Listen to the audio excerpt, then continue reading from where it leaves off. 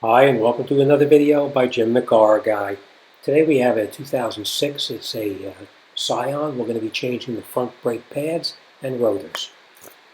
The first thing we're going to do is we're going to come in here with a screwdriver, and we're going to put the screwdriver in through the back of the caliper like this, and we're going to pry on it just to make sure that the piston pushes all the way back in.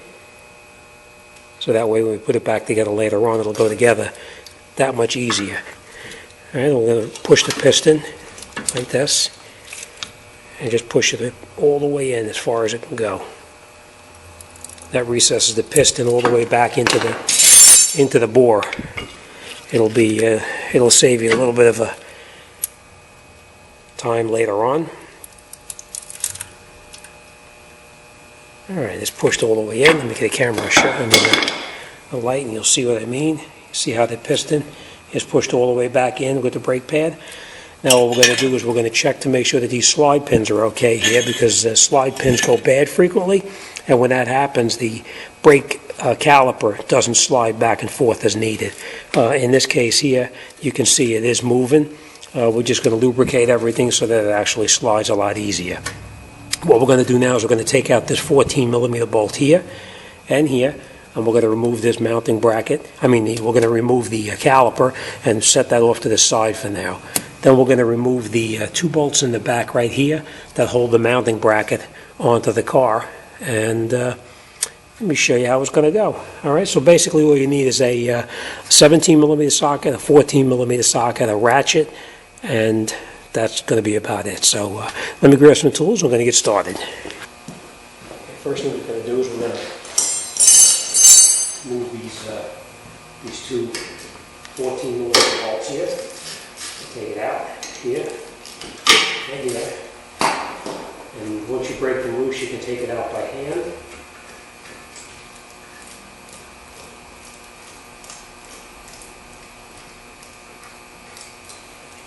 Sometimes you'll run into a problem where you try to take out these bolts here and the whole thing spins right here.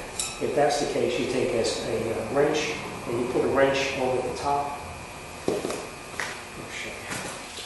What you would do if that happens is put a wrench over the top here, and you hold this stationary while you take that bolt out right there.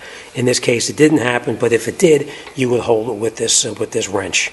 All right, or any wrench really. Let me just continue now. Now, one thing you're going to do is when you remove your caliper from the car, you don't want to let it hang by itself there, because the hose can get damaged from hanging. So I just take a hanger and you put it right through here and just recess it up and out of the way so that it doesn't interfere with where you're working. All right, next thing we're going to do is we're going to remove those two bolts in the back that we talked about. They're 17mm. That holds the mounting bracket on.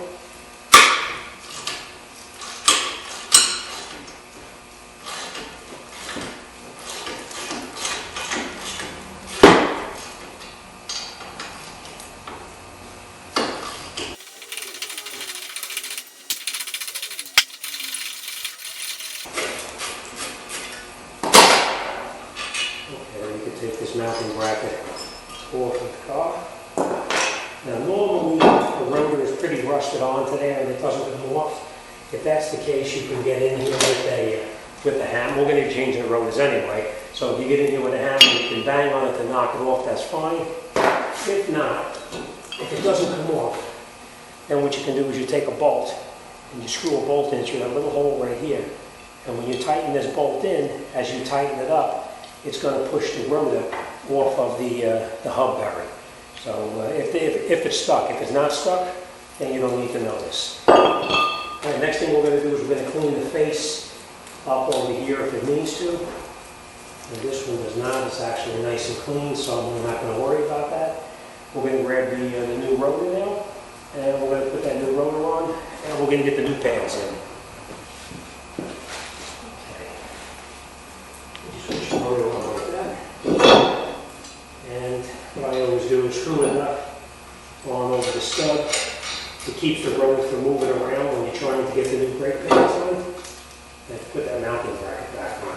So just screw a nut onto it temporarily, and it'll be a little bit easier for you. Also, what you do is you remove these slide pins right here, and we talked about them, how they were a little bit sticking. Pull them out, and then what you're going to do is you're going to take some brake lubricant, and you put it on the pin, and then you take the pin and you put it back into your mounting bracket, and you'll see the difference is like night and day when it's lubricated. So as you can see, this one here is fairly tight too, and that's because it's very dry. So we're going to lubricate this one too, and it'll slide just like the other one. And a lot of guys tell you don't need to use this brake lubricant. Take it from experience, you need this brake lubricant. It's cheap insurance for a job that's going to come out perfect. Now you see, when you put the lubricant on, it slides nice and easy. Alright, next thing we're going to do is we're going to lubricate every place that the brake pad is going to touch. You lubricate with a very liberal amount of grease. Okay. And you take your mounting bracket, you put it back onto the car, and tighten up those two 17mm bolts that we previously took out. Catch them in by hand. You don't want to screw it in until you make sure it's not cross-threaded, and then tighten both bolts all the way up.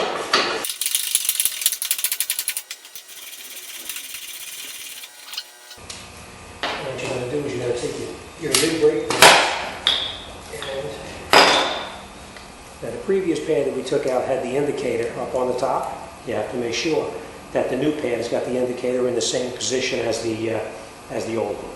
All right, this is the inner brake pad. You can see by where the caliper piston was touching. So we're going to put that brake pad in the back where it belongs, and then we're going to install the outer brake pad. And what we're going to do, you've recessed the piston all the way back in when you put that screwdriver in there before, so you don't have to worry about pushing the brake caliper back in. And you lay it over the top of the brake pads, and you push your slide pins in so that you can slide it right over the top, the caliper, over those slide pins, and then you catch them by hand.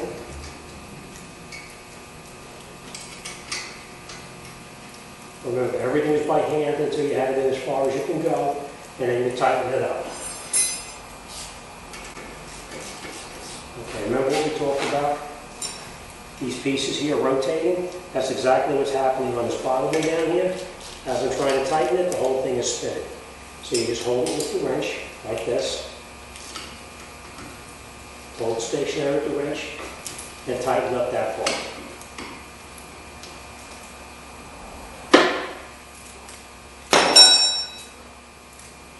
And the top one you don't have to worry about. Alright, so that's it. We're pretty much all set. Let me just recap what you've already seen. Remember, we took out the 14mm bolt here and here. We disconnected the caliper after we pushed the piston back in, of course. Remember, you push that piston back in as far as you can.